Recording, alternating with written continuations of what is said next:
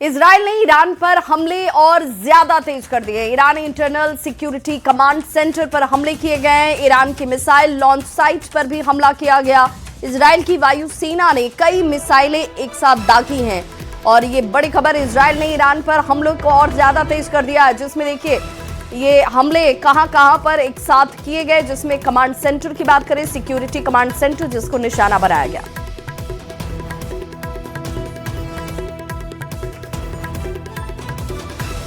तो ईरान के खिलाफ अमेरिका जंग को 10 दिन पूरे हो चुके हैं और 10 दिन बीत जाने के बाद भी अभी तक ये साफ ही नहीं हो पाया कि पलड़ा किस तरफ भारी है। अमेरिका और इजराइल के हमलों पर ईरान लगातार पलटवार कर रहा है। तो ईरान और इजराइल के इन हमलों में नुकसान आपको दिख रहा होगा, जो इस वक्त हालात बने हुए हैं। चाहे 28 फरवरी से लेकर 9 मार्च तक की ये तस्वीरें इस वक्त आपके टीवी स्क्रीन पर है। ईरान में इजराइल अमेरिका को जबरदस्त जवाबी पलटवार कर रहा है। इन हमलों में कहीं एयरपोर्ट तबाह हो गए तो कहीं ऑयल कंपनी के गोदाम में आग लग गई। इतना ही नहीं, पूरा आसमान मिसाइलों से जैसे पट गया हो। लोग धमाकों के शोर के खौफ में जीने को मजबूर हैं और पिछले 10 दिन में जंग और ज्यादा भीषण हुई है, लेकिन नतीजा कुछ नहीं निकला। ट्रंप ने ये जंग इजराइल का साथ देने के लिए शुरू की थी, लेकिन अब ऐसा लग रहा है जैसे अमेरिका खुद इस युद्ध में उलझ चुका हो। मामला अब यूएस बनाम ईरान होता नजर आ रहा है और अमेरिका इस युद्ध में हर घंटे करोड़ों डॉलर पानी की तरफ बहा रहा है।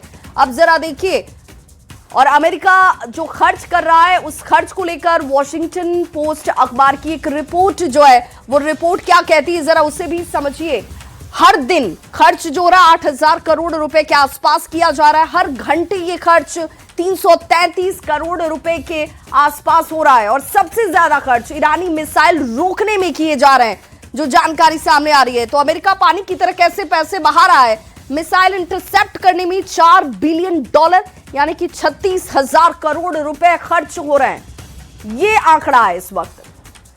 लोकसभा से पहले विदेश मंत्री एस जयशंकर ने ईरान की जंग को लेकर राज्यसभा में बयान दिया। उन्होंने कहा कि खाड़ी संकट को लेकर प्रधानमंत्री नरेंद्र मोदी लगातार हालात पर अपनी नजर बनाए हुए हैं। पीएम मोदी ने खाड़ी देशों के प्रमुख से भी बातचीत खुद की।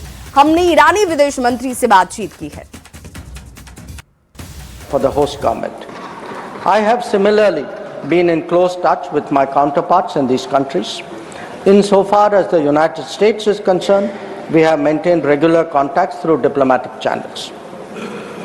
While attempts have been made, contacts with Iran at the leadership level are obviously difficult at this time. I have, however, spoken to Foreign Minister Arakchi on 28 February and 5 March 2026.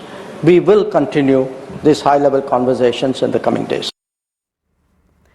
Rajya Sabha में विदेश मंत्री एस जयशंकर ने कहा कि सरकार इस तरीके से इस इलाके में रह रहे भारतीयों की सुरक्षा को अपनी प्राथमिकता दे रही है और भारत ये भी चाहता है कि संकट का हल जो है वो बातचीत से निकले। भारत कभी भी जंग का समर्थन नहीं करता। At the very outset, government had issued a statement on 28 February expressing its deep concern and urging all sides to exercise restraint, avoid escalation, and prioritize the safety of civilians. We believe, and we continue to believe, that dialogue and diplomacy should be pursued to de-escalate tensions and address underlying issues.